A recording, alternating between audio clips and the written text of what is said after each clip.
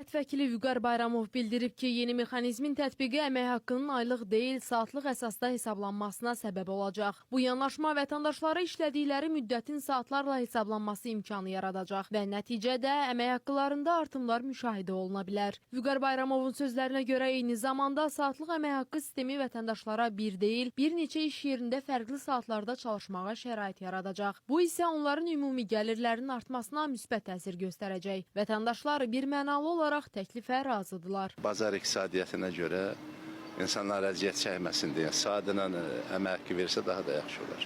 Mənə elə gəlir ki, ayrı yaşdır. Əvvəlcədən müəyyən olunsa, deyilsə ki, bəli, gündəlik 8 saatla işlə təmin olunacaqsınız və saatı deyək ki, 3 manatdan, 4 manatdan, 5 manatdan müəyyən olunmuş olduğu halda o işə getmək olar. Yeni modelin tətbiqi həm də müvəqqəti, yarımştat və freelans çalışanlar üçün daha uyğun hesab olunur. Mütəxəssislər düşünür ki, bu dəyişiklik əmək bazarında daha çox çeviklik yaradacaq. Vətəndaş gündən saat 9-dan 6-ya qədər işləmək məcburiyyətində olmadan yüksək əmək haqqı da ala bilər.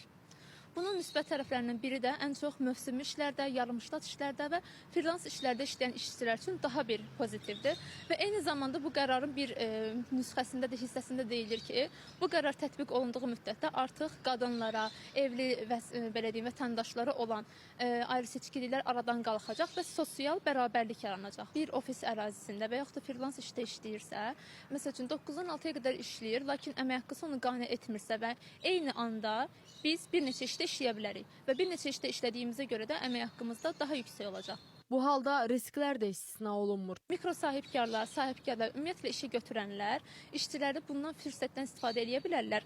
Vaxtları azaldıb, vaxta görə əmək haqqını da yarıya bölə bilərlər. Sırf saatlarını, belə deyək, hər saatın başına düşən əmək haqqını azaldıb, işçilərin əmək haqqlarını bölə də bilərlər. Və bu da ümumilikdə toplananda işçilərin aylıqdan daha az saatla işləyərək daha az maaş almasını gətirib çıxara bilər. Günəş Rzayeva, Diana Cəlali, Nadir Cəlilov, Space xəbər.